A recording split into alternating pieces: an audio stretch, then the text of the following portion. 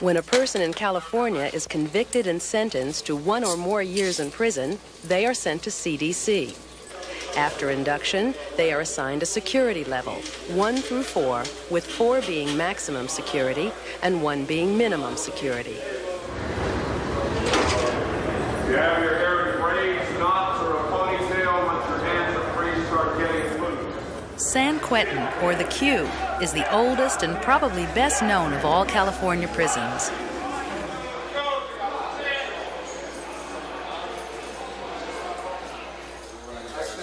Death row and the gas chamber are here. More than 260 condemned prisoners live here, awaiting the outcome of their appeals. About 4,000 other level 1 through 4 inmates populate San Quentin. It's appropriate to start here in our tour of CDC because San Quentin was the first prison. Let's go back in time, back to 1852, when the land I'm standing on was a barren shore.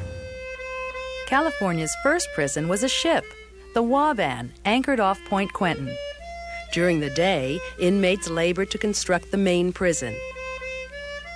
At night, they were locked in the hold of the old ship.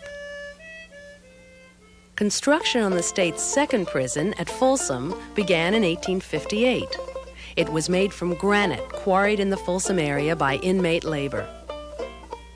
In 1880, 22 years after construction began, Folsom Prison opened. Today, both old and new Folsom house close to 7,000 level 1 through 4 inmates. Until 1944, each prison was under the separate management of a warden, with no overall policy direction or centralized administration.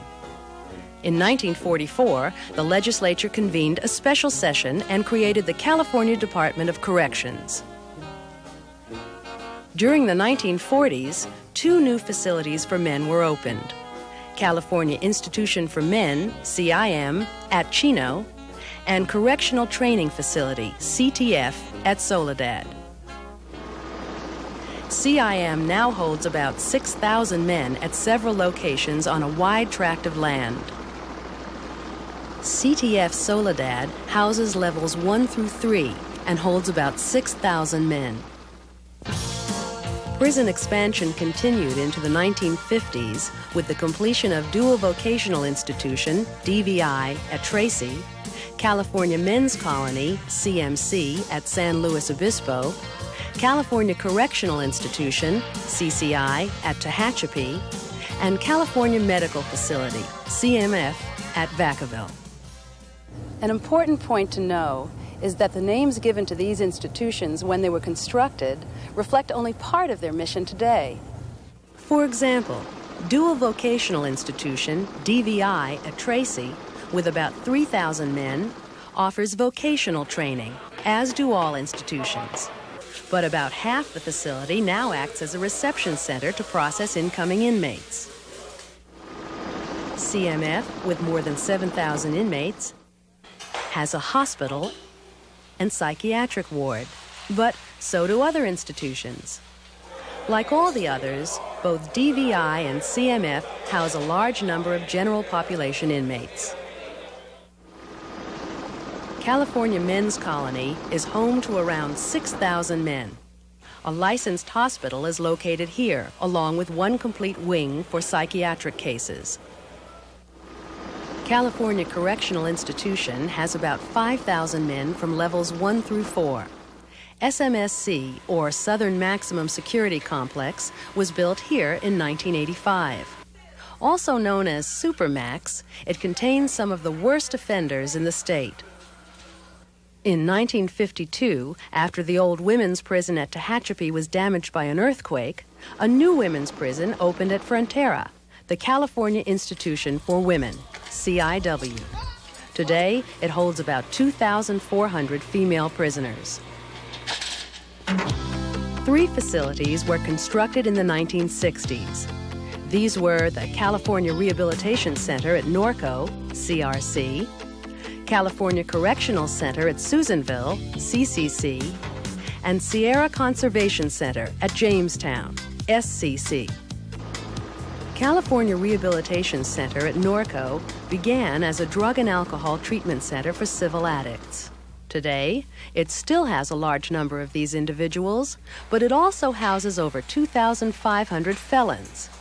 It is the only prison in California's system where both men and women are permanently housed. Approximately 1,000 women live atop the hill near the administration areas. About 4,000 men live at California Correctional Center at Susanville. Another 4,000 live at Sierra Conservation Center near Jamestown. These prisons were designed as training facilities for inmates who work at conservation camps throughout the state. That remains an important function. But with overcrowding and prison expansion, both facilities also house general population inmates. During the 1970s, California's inmate population leveled off, so no new prisons were built. But the 80s were different. A get-tough attitude on crime, combined with a surging population, doubled the number of prisoners between 1980 to 1985, from 25,000 to 50,000. By mid-1988, the total had climbed to more than 72,000 inmates, with growth expected to surpass 136,000 by 1994. Out of this demand for new prison beds came voter-approved bond issues and other funds, totaling $3.2 billion for new prison construction. So began the largest construction program ever undertaken by any prison system anywhere.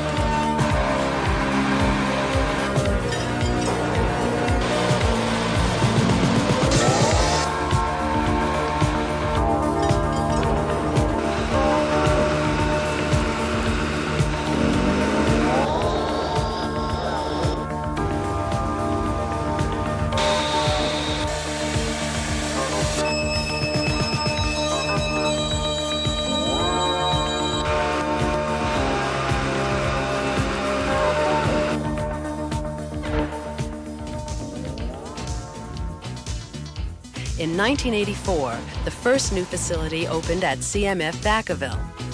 This was followed by new medium and new maximum security prisons at Tehachapi. In addition, several other prisons gained new Level 3 housing areas: Sierra Conservation Center at Jamestown and California Correctional Center at Susanville. California Institution for Women added a new Security Housing Unit, or SHU, also known as SHU. Folsom State Prison gained a new 2,000-bed Level 4 facility.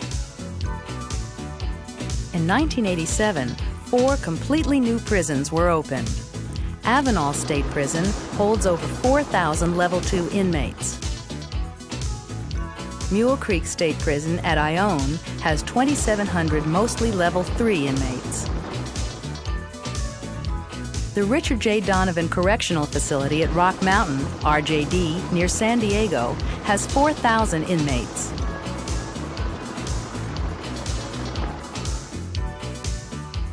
And a new prison for women, the Northern California Women's Facility at Stockton, NCWF, has 400 new female beds.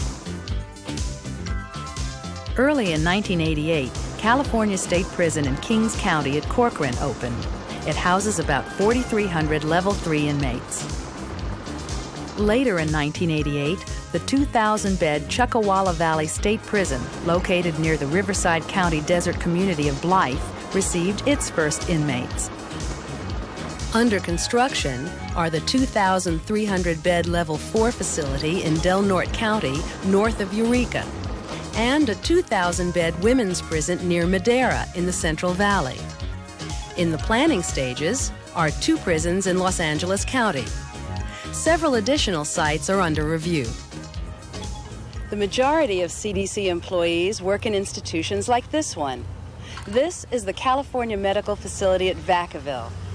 CMF is a prison, but like each institution, it's also a small, self-contained city. In addition to the inmates, its inhabitants include a myriad of custody and support personnel. In corrections' battle for public protection, the frontline personnel are, of course, the correctional officers, or COs. Working with dangerous felons every day, they are constantly on the lookout for potential problems. Most situations are quietly handled using good people skills, long before a bullet has to be fired. Officers work in housing units, yards, control rooms, and the quintessential tower. Also in the front lines are the correctional sergeants, lieutenants, captains, and administrators, all contributing to a smoothly and safely run facility. There are also the correctional counselors, teachers, and industry supervisors, all professionals in their own right.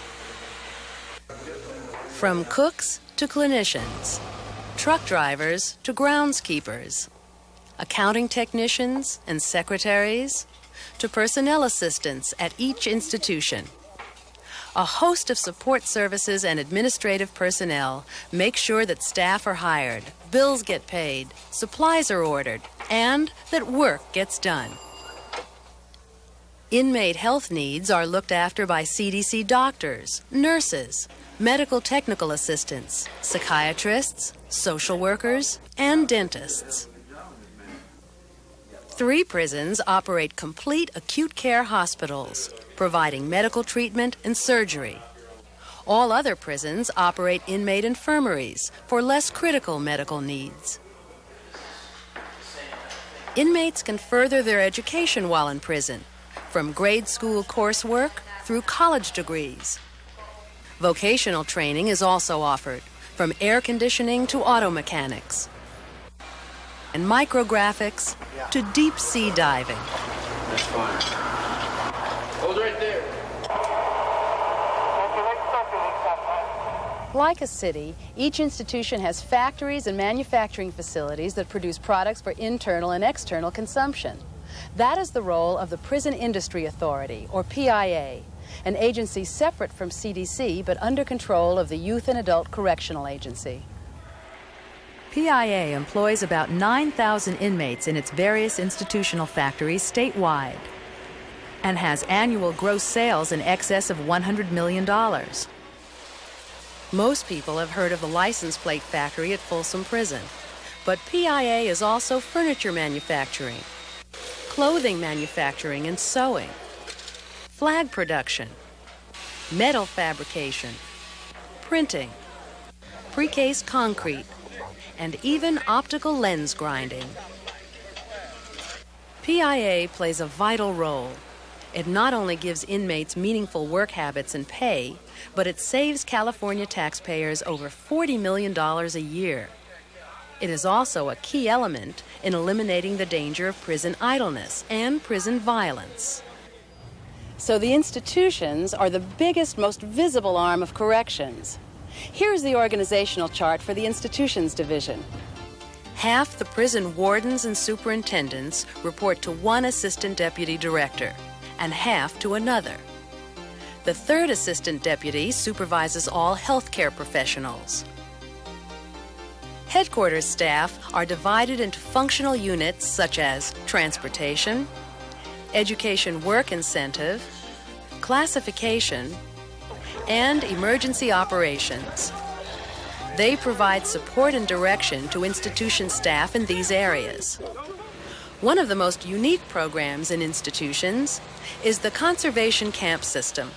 More than 3,000 inmates are housed at 38 conservation camps located throughout the state. The camps are run by CDC staff and by California Department of Forestry personnel. The camps have no fences, no walls. Discipline is based on correction staff skill in creating pride and camaraderie among the inmates. Both male and female inmates provide thousands of hours of community public service work as well as firefighting during the dry months. And during the rainy season, their help in flood control is essential. Their efforts save California taxpayers millions of dollars every year. Inmates receive training at Susanville or Jamestown before being classified as level 1s and sent to a camp. Today, both the camp system and the institutions are strained to the limit with overcrowded conditions. CDC met the challenge of the 80s by building the ranks of another division, the Planning and Construction Division. It has been and continues to be this division's task to carry out the governor's massive new prison construction program. It's a little like building 2 or 3 self-contained communities for a population of 2,000 to 3,000 people every year.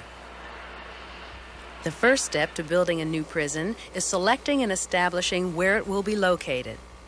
The Government and Community Relations Branch researches potential sites and goes out into California communities conducting workshops with local citizens.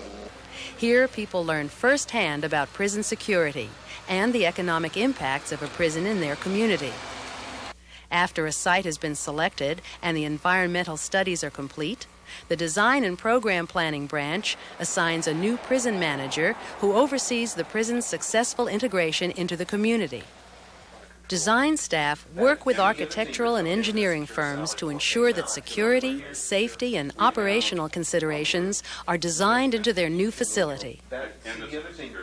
Next, the Construction Operations Branch assigns a project director and staff to oversee all aspects of the prison's construction. The staff of this branch form the partnership between CDC and private sector construction managers, architects, and engineers. In the Construction Support Branch, the many ways of funding the new prisons come into play. In addition to bond issues, this branch helps secure monies from the state general funds and special funding sources. The new prison construction projects are only part of this division. The existing facilities day labor branch manages construction and renovation at existing facilities. They also coordinate the use of inmate labor for renovation projects at existing institutions. The 1980s and 90s will record the success of the Planning and Construction Division's efforts, like meeting the challenges of designing and constructing the largest prison building project ever undertaken anywhere, of reducing the traditional construction time from 7 years to as low as 1.5 years. Like building revolutionary prototype units at an average cost of $60,000 per bed, and thereby saving California taxpayers millions of dollars. The California correctional system, designed and built in the 80s, will stand well into the next century as a monument to the innovative and resourceful personnel of the Planning and Construction Division. This is another side of the California Department of Corrections. Behind me is one of more than 70 field offices of the Parole and Community Services Division. The parole agents who work here and in other parole offices form the front line of corrections presence in the community. The men and women of parole supervise close to 50,000 felons after they are released from prison. The division is comprised of several branches. The largest is field operations, where the day-to-day parole supervision takes place. Region 1 covers the entire Central Valley, from Bakersfield to the Oregon border. Region 2 covers the San Francisco Bay Area. Region 3 handles most of Los Angeles County. And Region 4 encompasses the San Diego area up into the southeast portion of Los Angeles County. In each of these regions, the goals are the same: to provide public protection by successfully transitioning people from prison back into society. The parole agent's job is varied and challenging. For each parolee, the agent conducts a needs and assessment analysis to determine how often the parolee is seen, what services are needed, and what conditions will be placed on the parolee. Much of the agent's time is spent in drug testing and counseling the parolee. If the parolee violates any of the rules or commits a new crime, the agent must be ready to arrest and reincarcerate the parolee. Parole and Community Services Division also manages several important community reentry programs. Work furlough programs offer less restrictive living facilities to selected offenders within 120 days of parole. Here, at centers operated by both CDC and private organizations, counselors help the inmate get employment and educational or vocational training. At prisoner mother centers, qualified female inmates live and care for their children under the age of 6. Mothers receive training in parenting skills and can also participate in vocational training and work furlough. Return to custody centers help increase public safety by providing a place that technical parole violators can be housed yet remain closer to their families. The Substance Abuse Revocation Diversion Program, or SARD, uses intensive parole supervision, counseling, referral, and electronic monitoring to keep parolees with drug or alcohol dependency from returning to prison. The Parole Division also operates 2 psychiatric outpatient clinics, one in Northern and one in Southern California. Attendance at these clinics is often a condition of parole for parolees with emotional problems. The role that Parole and Community Services Division plays is essential to CDC's mission. It helps make California a safer and better place to live. The Department of Corrections reaches almost every corner of California, but headquarters is here, central office in Sacramento. Actually, the building is home for only part of Sacramento's CDC staff. There are other work sites in the city, but here we find most of the administrative CDC staff. Evaluation and Compliance Division's job is to improve the effectiveness of departmental policy and program decision-making. It does this by analyzing how CDC systems work and making recommendations for improvements. The 5th and smallest division is Legal Affairs Division. Under the Office of the Chief Counsel, the division acts as House Counsel, providing legal opinions and liaison with the State Attorney General's office. Legal also works with the Planning and Construction Division to review all outstanding construction claims against the department by contractors and handles those claims that go to arbitration. Before we look at the last CDC division, let's take a look at several very specialized parts of the department's organization. CDC has several unique offices which don't come under any division, but instead report directly to the Chief Deputy Director. The first of these is Communications, which is responsible for both external and internal communications for the department. As CDC's official spokesperson to the press, radio, and television news, the office handles up to 2,000 media calls a month. It also produces information materials for the general public, such as brochures and television programs. The office also fosters internal communication by publishing the monthly newsletter, Correction News, and videos like the one you are watching. Legislative Liaison Office tracks all legislation affecting corrections in the state legislature, develops bills on behalf of the department, and handles inquiries from state and federal legislators. The next office, Law Enforcement Liaison, is sometimes referred to as Special Services. This office works with local police statewide and helps solve major crimes when inmates or parolees are suspected. It also conducts internal investigations and polygraph tests. Labor Relations Office promotes a harmonious labor management relationship by implementing collective bargaining laws for rank-and-file employees negotiating labor contracts. The Affirmative Action Office helps ensure there is equal employment opportunity and that CDC work environments are free from unlawful discrimination. Program Development Office helps foster a cooperative relationship between the department and the private sector, particularly in the area of inmate work programs. The last office is Community Resource Development. Here, staff help bridge the gap between CDC and the community by administering inmate visitor and self-help programs. The last CDC division is the only one that all of you have already had experience with, the Administrative Services Division, or ASD for short. This division, like all the others, has responsibilities statewide, from the institutions to the field offices to central office in Sacramento. In a sense, ASD provides the fuel that keeps CDC operating. While Administrative Services Division's role is quite different from the other divisions, the way it carries out its tasks aren't different. And this is an important point in understanding how things work within CDC.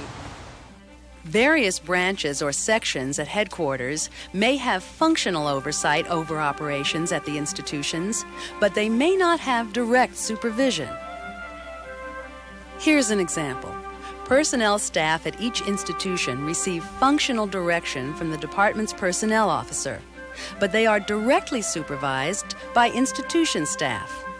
Thus, functional direction comes from the ASD, while day-to-day supervision and chain of command falls under the institutions division.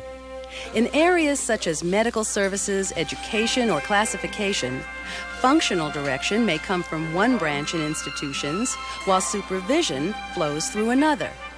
This separation of functional versus supervisory responsibilities is especially true for the Administrative Services Division. It's this division that tests, screens, and hires all CDC staff. It sees that training, funding, contracting, and information needed both inside and outside the department is acquired and processed. Most of the division is split into two major areas: financial management and support services, and human resources management. Let's look at financial management first. Managing CDC's annual budget in the billions of dollars is no small task. The Accounting Management Branch sets and implements departmental accounting procedures and policies. Budget Management Branch develops and manages funds for the annual CDC budget. Contract and Business Services Branch handles new prison construction contracts as well as all larger institution contracts. It administers the feeding program for all institutions, camps, parole and community centers, and coordinates purchasing. Each institution has its own business services office and accounting office, which handle local affairs, and each indirectly reports to the division in Sacramento. A separate, smaller branch, the Offender Information Services Branch, updates and maintains computerized offender databases and prepares important reports and estimates on inmate and parolee populations. On the other side of this large division, in Human Resources Management, there are three branches: Personnel, Health and Safety, Selection and Standards, and Training. Personnel Examining and Personnel Services coordinate policies statewide. Each institution has its own personnel office, which indirectly reports to this branch. Selection and Standards Branch has two key sections: background investigations and correctional officer selection.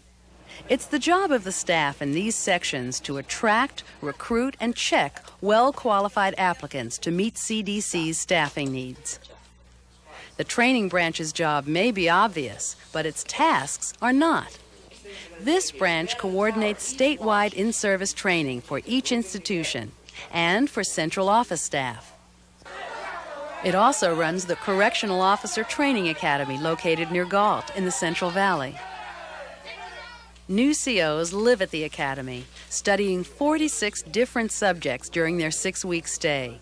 Their training includes intense classroom study, range training, and, of course, regimental drills. Upon graduation, these new COs join peace officers sworn to enforce the laws of California. Graduation time for each new wave of recruits is a moment well-deserved. To many of these men and women, it marks the beginning of a lifelong commitment to the field of corrections and to a career in the department. Dedicating myself before God, to my chosen profession, law enforcement.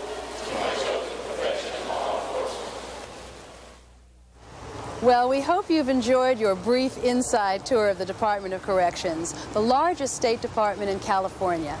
What you've seen here is only an overview. CDC is far too complex to discuss details in this television presentation. If you have questions which have not been addressed on video, you may find more answers in this, CDC's orientation brochure. If you don't have one, ask your supervisor for one. We hope you'll profit from this orientation and your trip inside California Corrections.